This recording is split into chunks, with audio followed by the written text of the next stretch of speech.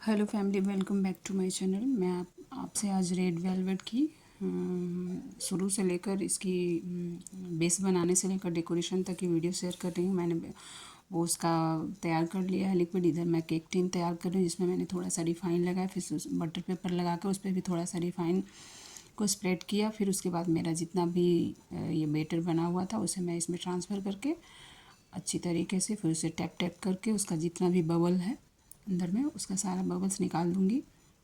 और निकाल कर मैं इसे 30 मिनट या 35 मिनट के लिए OTG पे OTG में बेक करने के लिए डाल दूँगी। और फिर मैं आपसे दिखाती हूँ कि ये बेक होने के बाद कैसा दिख रहा है। इधर से आपको इसे ध्यान से ही इसका एयर निकालना है, नहीं तो आपका केक बहुत अजीब सा बन के तैयार होगा, अंदर में बीच में होल रह जाएगा। इस तरह से आप करेंगे तो आपका भी परफेक्ट इसी तरह से केक बन के तैयार होगा। केक बेस जो होता है, देखिए मेरा परफेक्ट बना है ना। अब इसे मैं पलट लेती हूँ, आपके सामने ही दिखा रही हूँ आपको, आंखों के सामने आप देखिए कि कैसे मैं बनाती हूँ। बस मेरा पलट गया। अब इधर मैं बटर पेपर निकाल कर आपको इसकी जालियाँ दिखाती हूँ। ये देखिए इसकी जालियाँ परफेक्ट जो होनी चाहिए, टेस्ट भी मतलब उतना ही अच्छा आता है। तो अब मैं इसकी कटिंग आपको दिखाती हूँ कि मैं किस तरीके से इसकी कटिंग करती हूँ। एक्चुअली मुझे इसका जो काटने वाला आता है उससे मैं परफेक्ट नहीं अभी काट पाती हूँ, कभी कहीं कुछ निकल जाता है, ये हो जाता है। तो ये मैं ऊपर का पार्ट जो है इसका एक्स्ट्रा, जिसको डोम शेप बोलते हैं, हल्का किसी किसी में निकल जाता है, किसी में नहीं निकलता है, तो मैं इसके डोम शेप को अच्छे से क्लीन कर देती हूँ। और फिर मैं इसकी 3 लेयर में कटिंग करूँगी।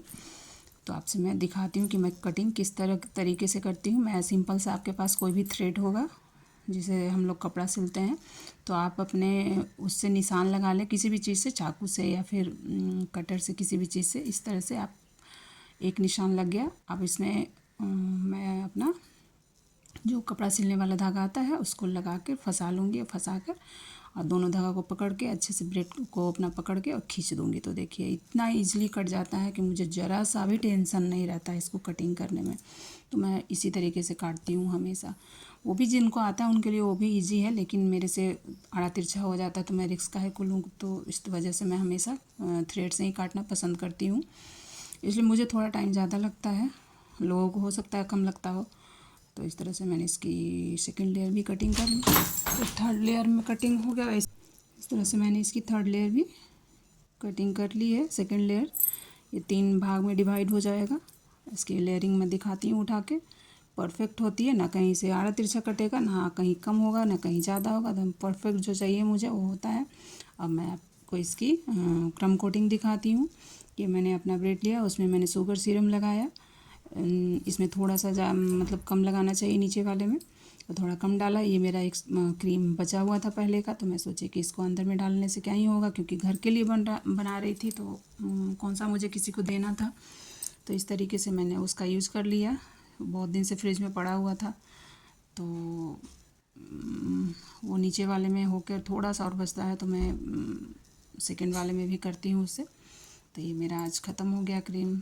ये देखिए ये नीचे वाला का पूरा हो गया था, मैंने इसको कर दिया करके। मैं इसका सेकंड लेयर ऊपर लगा कर आपको दिखाती हूँ किस तरह से मैंने इसका सेकंड लेयर ऊपर में लगाया। ये देखिए अब मैं इसका सेकंड लेयर रखी, फिर से शुगर सीरम लगाऊंगी इसमें। शुगर सीरम लगाने के बाद मैं फिर से जो क्रीम मेरा थोड़ा सा बचा हुआ था, एक्चुअली मेरा सामान जब नहीं मिलता है तो मैं इधर उधर खोजने में पागल हो जाती हूँ, इधर वीडियो में राउंड रह जाता है। तो ये देखिए इतना क्रीम और बचा हुआ था मेरा, तो मैंने इसमें लगा दिया। अब मेरा क्रीम फ्रेश वाला है जो मैंने आज बीट किया है, तो मैं अब उससे इसकी फ़ाइनल ये करूँगी। तो इस तरह से मैंने इसमें पूरा ये करके फिर इसको पैलेट नाइफ से बराबर किया, और बराबर करके फिर इसको साइड से भी बराबर कर लीजिए। और करके फिर इसमें थोड़ा सा, मैं बच्चों के लिए बना रही हूँ तो इसमें थोड़ा सा चॉकलेट की जो गार्निशिंग आती है कलरफुल वाली, मैं वो चॉकलेट की नहीं, वो शुगर की रहती है, तो मैं उसको थोड़ा सा डाल रही हूँ, अच्छा लगता है। तो इस तरह से डाल के मैं इसकी फ़ाइनल ये लेयर को रख देती हूँ। और फिर मैं आपको दिखाती हूँ इसकी क्रम कोटिंग मैंने डन की है। फिर उसके बाद मैंने इसको आधा घंटा के लिए फ्रिज में रखा है सेट होने के लिए। फिर मैं इसको आइसिंग करती हूँ, तो आपसे मैं दिखाती हूँ कि मैंने इसकी आइसिंग कैसे किस तरह से की है। आज थोड़ा अच्छा दिन था, तो मतलब अच्छे से हो गया, कुछ कहीं मैं फंसी नहीं।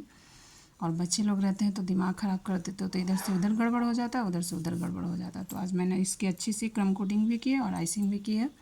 मुझे कोई टाइम भी ज़्यादा नहीं लगा है। और फिर इस तरह से देखिए मैंने इसकी आइसिंग कर ली है। जहाँ भी आपको लगे कि क्रीम, अब सिर्फ इसमें आपके क्रम को ही फिल करना है, आपको एक्स्ट्रा क्रीम देने की ज़रूरत नहीं है। आपको लगे कि आपका क्रम अगर जो अच्छे से फिल हो गया है तो बस काफ़ी है, इसके अलावा आपको नहीं चाहिए। ये देखिए इस तरह से बराबर करके आगे पीछे करके पूरा पैलेट नाइफ को चला के जितना भी अंदर का उसका होल रहता है उसमें क्रीम चला जाता है। तो ये बहुत अच्छे से आपको आगे प्रॉब्लम नहीं होगा। इस तरह से अगर जो आप करके इसको क्रम कोटिंग करते हैं तो ये देखिए अब मेरी हो गई है क्रम कोटिंग। अब मैं इसको लेके इससे स्क्रैपर से स्क्रैप कर देती हूँ।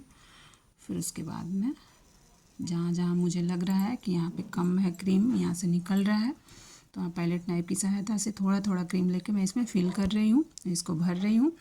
फिर आप पैलेट नाइफ की सहायता से आगे पीछे करके ऊपर की क्रीम को बराबर कर लें, तो ये परफेक्ट आइसिंग हो जाएगी आपकी।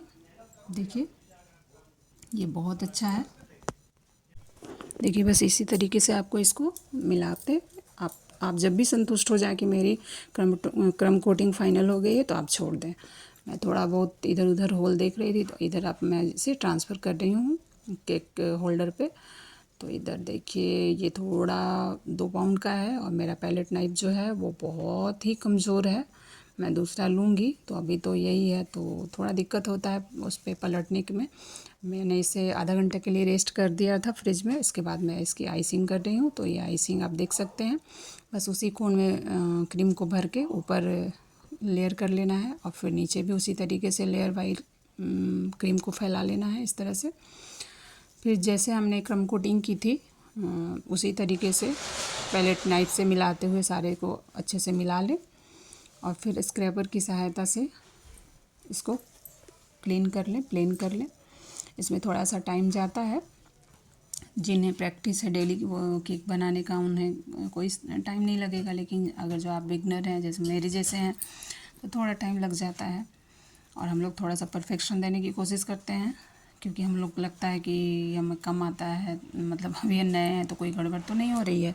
तो इस वजह से हम लोग कुछ ज़्यादा ही मेहनत कर देते हैं केक पे, जितना मेहनत नहीं करना चाहिए मुझे पता है, लेकिन फिर भी कर देते हैं। मतलब आगे हम लोग को भी काम देगा।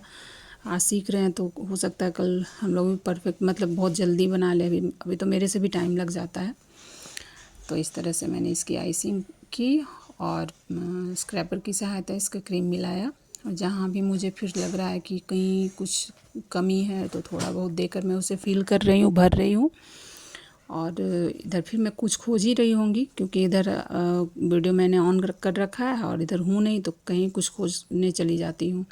सामान केक का बहुत सारा रहता है ना, तो बिखरा रहता है इधर से उधर। मैं कितना भी कोशिश करूँगी कि उसको अरेंज करके रखूँ, फिर भी एक ना एक चीज़ वो उसका गुम हो जाता है और मुझे खोजने में बहुत परेशानी होती है। फिर भी किसी भी तरीके से मिलती है तो फिर काम आगे बढ़ता है। और ये देखिए ये मैंने बच्चों की जो फाइल होती है ना उसको काट कर इसका बनाया है। इसका बहुत अच्छा होता है, इससे इसकी ना आइसिंग बहुत अच्छी होती है, इसके एजेस बहुत अच्छे आते हैं। तो अभी मैं 2 बार से इससे करने की कोशिश कर रही हूँ। जहाँ पे मुझे लगता है मैं वहाँ पैलेट नाइफ भी चलाती हूँ, और जहाँ पे मुझे लगता है वहाँ पे वो उस वाले स्क्रैपर का भी काम करती हूँ। वो मेरा घर का है और बहुत सारे फाइलें पड़ी हुई हैं, तो किसी को चाहिए तो मैं दे भी सकती हूँ बहुत सारा। तो इस तरीके से मैंने इसकी आइसिंग कंप्लीट करने की कोशिश की है। फिर मैं आपको इसकी डिज़ाइनिंग जो बनाई हूँ, डिज़ाइनिंग में भी बहुत फंसी। पता नहीं क्यों मेरा क्रीम मेल्ट हो जा रहा है बार बार। गर्मी बहुत ज़्यादा है मेरे रूम में, थोड़ा सा शाम के समय में ना टेम्परेचर बहुत ज़्यादा हो जाता है 4-5 बजे के करीब। तो इस वजह से हो सकता है मेरा क्रीम मेल्ट हो रहा था। और लाइट थी नहीं कि मैं दूसरे रूम में जाकर एसी ऑन करके और काम कर सकती थी। तो इस वजह से थोड़ा प्रॉब्लम होता है, लेकिन चलो कुछ गड़बड़ होता है तो लोगों को सीखना भी तो मिलता है उससे। मैं तो यही जानती हूँ कि अगर जो कहीं फंस रही हो तो उससे बहुत कुछ सीख भी ले सकती हूँ मैं। तो इस तरह से मैंने इसकी आइसिंग कंप्लीट की है। थोड़ा टाइम ज़्यादा लग जाता है। वही स्क्रैपर जो आप देख रही थी ना मुझे चलाते हुए, मैंने उसी को ऊपर में ऐसे कर दिया और फिर इधर मैंने जो रेड वेलवेट का क्रम का जो मैंने एक पाउडर बना के रखा है, वो मैंने उसका वीडियो डाला है, पता नहीं आप लोग देखे हैं या नहीं देखे हैं। तो मैंने जो बेस बनाती हूँ मैं, उसी से मैं इस क्रम को बनाकर और डब्बे में भर के रख लेती हूँ, ताकि मुझे सहूलियत होती है, जब भी बनाना रहता है तो मैं इजली बना पाती हूँ। इस तरीके से ऊपर का ये आप निकाल दें, और निकाल के मेरा थोड़ा सा क्रीम जो मेल्ट हो रहा था, इस वजह से थोड़ा बहुत क्रीम इधर उधर हो रहा था, तो मैंने फिर उसे मिला दे स्क्रैपर की सहायता से। और ये देखिए, इसमें मेरा क्रीम ना फंस रहा था, वो निकल नहीं रहा था, कहीं अटक जाए, कहीं कुछ हो जाए, कहीं कुछ हो जाए। ये तो घर का था तो चलो कोई बात नहीं, लेकिन अगर जो किसी का रहता तो बताओ कि आज मैं क्या ही कर पाती। लेकिन कोई नहीं, फाइनली बहुत अच्छा बन के तैयार हुआ था। कोई पकड़ नहीं सकता कि कुछ प्रॉब्लम है केक में, कहीं गिरने में, मतलब कोई भी चीज़ नहीं कोई पकड़ सकता है। एक कहावत है ना, अंत भला तो सब भला, बस वही बात होती है। तो प्रॉब्लम तो सभी के साथ आता है, कोई शेयर करते हैं, कोई नहीं शेयर करते हैं। मैं सारा चीज़ शेयर कर रही हूँ, इसलिए आपको पता चल रहा है। इधर मैं छोटे वाले से इसकी बॉर्डरिंग बना रही हूँ, तो इस तरह से आप भी कंप्लीट कर लें पूरा चारों तरफ। आपको जिस भी नोज़ल से लगे कि हमको मतलब अच्छा उससे लग रहा है डिज़ाइन, तो आप किसी से भी बना सकते हैं। मैं तो दो दो नोज़ल चला लेती हूँ, क्योंकि किसी को बेचना थोड़ी ना है, मुझे घर में यूज़ करना है, तो मैं किसी भी चीज़ से, मतलब किसी भी चीज़ से नहीं, उसका जो नोज़ल रहता है, तो जो भी मुझे ट्राई करके देखना रहता है कि ये कैसा, मतलब इससे कैसा डिज़ाइन आ रहा है, तो मैं वो कर लेती हूँ। और फिर मैं जब किसी को बना कर दूँगी तो मुझे पता रहेगा ना कि उससे ये आता है। तो इस तरह से देखिए, नीचे की मेरी बॉर्डरिंग तैयार हो गई, और मैंने वो गोल्डन मोती से इसको थोड़ा सा डिज़ाइन करने का कोशिश किया। इधर मैंने रोज़ भी बनाया, बट भले ही आपको दिख नहीं रहा हो वाइट की वजह से, लेकिन परफेक्ट रोज़ बन के तैयार हुआ था। तो इस तरह से मैंने इसकी फ़ाइनल डेकोरेशन की है, और बहुत अच्छा बन के तैयार हुआ है। मुझे तो लग ही नहीं, मतलब मुझे मन नहीं कर रहा कि मैं बच्चे लोगों के लिए स्पेशली बनाई थी कि काट कर उन लोगों को दूं, लेकिन फिर भी कोई नहीं, खाना तो उन्हीं लोगों को है। तो इस तरह से मैंने इसकी फ़ाइनल डिज़ाइनिंग की है। थोड़ा बहुत लास्ट में रिकॉर्ड करने की कोशिश की थी, जिससे फ़ोटो वगैरह में डालती हूँ इधर उधर,